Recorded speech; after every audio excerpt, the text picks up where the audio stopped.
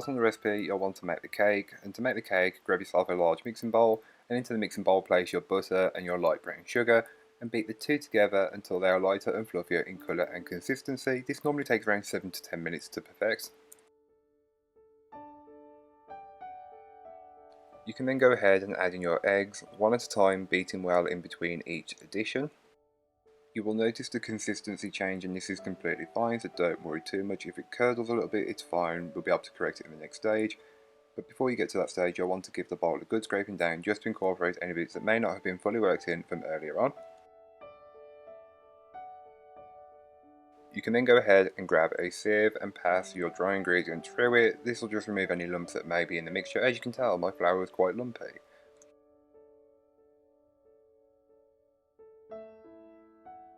But just before you go ahead and start incorporating the flour, you'll also want to incorporate the biscuit crumbs. So these are just Biscoff biscuits that have been crushed. You'll want to mix these in with the flour over a low speed to start with, working you out to a medium-high speed or until a cake batter forms. You may need to add in some milk to help ease the consistency so it's a bit more smooth and fluffy. You can then go ahead and give the bowl a good scraping down just to incorporate any bits that may not have been fully worked in from earlier on. As you can tell, you can still see flecks of the biscuits, and this is what you want. You can then go ahead and divide the cake batter between your 3 cake tins equally. Feel free to weigh it up and measure it all properly, or just eyeball it like I have.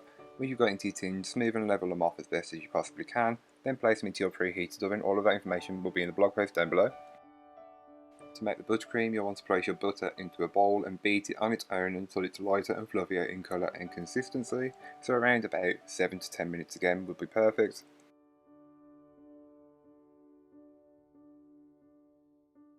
You can then go ahead and give the bowl a good scraping down just to incorporate any bits of butter that may not have been fully worked in from earlier on.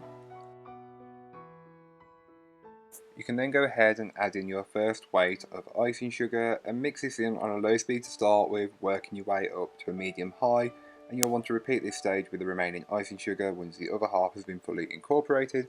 Mix until it doesn't look so granular.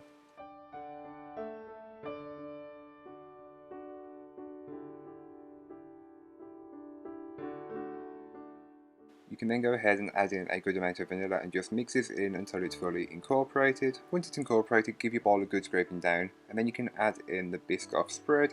This just helps to enhance that Biscoff flavour in the cake. Who doesn't want more of the Biscoff flavour?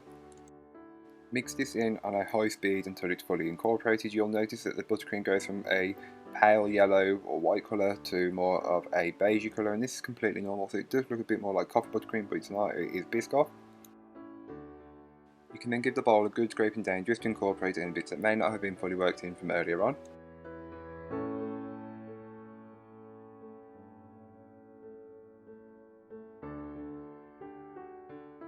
So to finish the cake, you'll want to brush over some simple syrup. This is optional, but I like to add it as it just adds moisture and helps preserve the cake for that bit longer. Do it for both of your sponges, then you can start the assembly. So grab your plate, board or stand, and into the centre of it, add in a small amount of the buttercream and just smear it around so it's a thin layer.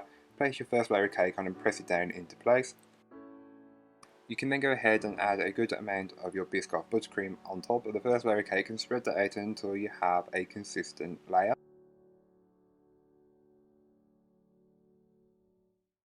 And then you'll want to place on your second layer of cake and repeat the same process of putting the buttercream on, spreading it out until it's level, and then placing the third layer of cake on top.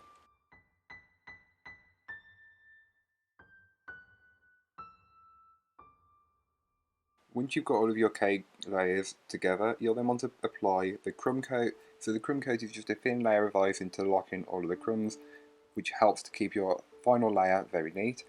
You want to get it as thin as possible, but don't worry if it's a bit of a thicker layer, just put it in the fridge for a bit longer. So once it's had some time in the fridge and the cake has firmed up, you can apply your final layer of buttercream. So I like to start with it on the top, spread it out so you've got the top layer done, and then you can just start to smear it and spread it around the sides. Don't worry if it's rough looking now, you'll be able to smooth it out with a cake scraper. Try and get your final layer of buttercream as smooth and level as possible. Once you've done that, you can then place it into the fridge for around 10 minutes just to firm up while you put the drip on.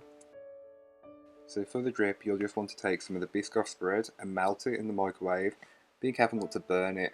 Place it into a piping bag and then you can just do your drips. It's very easy to work with, which is better than trying to do a ganache on this kind of cake, and it adds more Biscoff flavour. Again, who doesn't want more Biscoff flavour?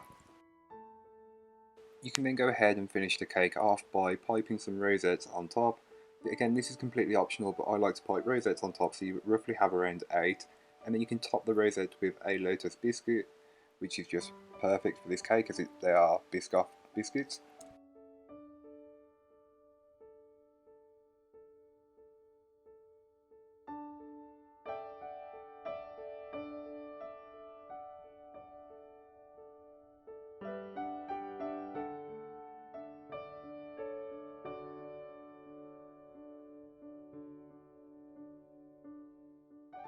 So here is what the cake looked like once it's fully baked, cooled and decorated.